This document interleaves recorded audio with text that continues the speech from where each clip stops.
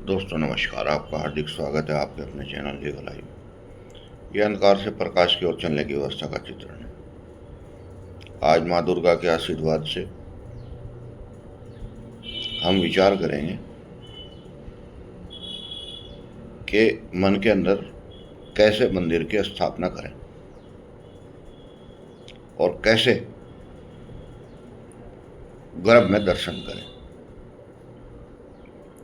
हमारे सभी जितने भी मंदिर हैं उनको किसी न किसी चित्रकार ने बनाया, लेकिन उस चित्रकार ने बनाया जिसके अंदर उसकी कृति थी। हर आदमी किसी चीज को नहीं बना सकता, सिर्फ वही बना सकता है जिसके अंदर इनबिल्ट हो। जिनके अंदर देवी देवताओं की प्रतिमाएं इनबिल्ट थी, उन्होंने उनको जागृत अवस्था में बना दिया और उनको बनाने के बाद उनको एक स्थान विशेष में स्थापित किया गया। स्थापित करने के लिए प्राण चेतना दी गई, मंत्रों का आह्वान किया गया और गर्भगृह बनाया गया। वस्तु से अगर देखा जाए तो ये गर्भगृह है क्या? हर आदमी दो तरीके से जीवन जी सकता है, या तो आंतरिक से बाहर आए या बाहर से अंदर जाए। तीसरी कोई व्यवस्था नहीं है।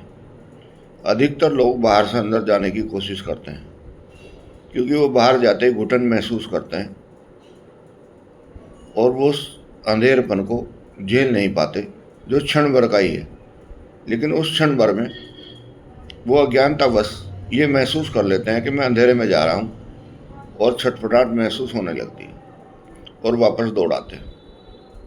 लेकिन वस्तुतः जाना तो अंदर ही है। तो वो क्या करते हैं कि मंदिर में दर्शन करते हैं। दर्शन करने के बाद उस चित्र को चित्रपटल पे लेके जाते हैं और अपने इस भौतिक शरीर में उसकी साधना करते हैं। जब उसकी साधना करते हैं तब उस प्रक्रिया को इनबिल्ट करना कहते हैं। जब वो इनबिल्ट हो जाती है और आदमी उसमें रम जाता है, उसको खुशी महसूस होने लगती है, वो भाव विभोर हो जाता है, तब उसकी आंतरिक प्रक्रिया शुरू होती है। यानी कि गर्भ का जो ज्ञान है, जो गर्भ के दर्शन है, जो गर्भगृह है मंदिर का, उसमें उसका प्रवेश होता है। और वो गर्भगृह क्या है? मानसिक शरीर। इस शरीर के अंदर अलग अलग कोष हैं। जिस भी देवी देवते की हम साधना करते हैं वो उसी कोष में अपने आप ही चला जाता है,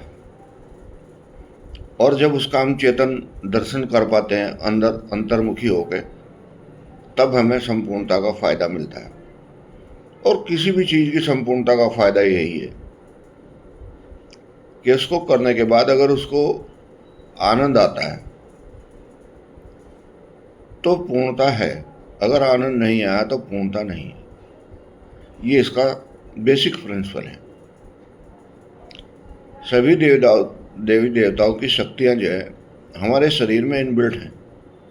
फर्क इतना है कि किसका हमें पता है और किसका हमें पता नहीं है।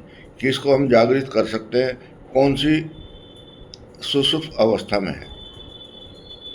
इसी का नाम साधना है। और जब हम साधना करते हैं तो हमारी अनंत संभावनाएं जागृत होती हैं। देश काल और परिस्थिति के अनुसार सब चीजें फलीभूत होती हैं। जैसे आजकल नवरात्रे चल रहे हैं तो देवी की विशेष कृपा दृष्टि है। इस विशेष कृपा दृष्टि में अगर कोई आदमी विशेष कार्य करेगा तो उसको फल मिलना ही मिलना है। क्योंकि अगर एक स्टेशन पे एक ट्रेन खड़ी है और आप समय से पहुंच गए और आपके पास टिकट है, अधिकार पूर्वक आप जाना चाहते हैं कहीं, तो आप उसमें प्रवेश कर सकते हैं। तो ये पर्व ऐसा चला हुआ है कि जिसमें आप सवार हो सकते हैं, साधना कर सकते हैं, इच्छित फल ले सकते हैं और अपने जीवन को सुधार सकते हैं। मेरी आप लोगों से यही प्रार्थना है कि आप इस पर्व काल का फायदा उठाएं और निरंतर अभ्यास करें, ताकि अगले नवरात्रों तक आपका ज्ञान चक्षु खुल जाए, आपकी चेतना शक्ति डेवलप हो जाए। आज बीजारोपण तो करो, फिर इंतजार करो, पौधा भी बनेगा, फल भी आएंगे और सुकून भी मिलेगा। नमस्कार।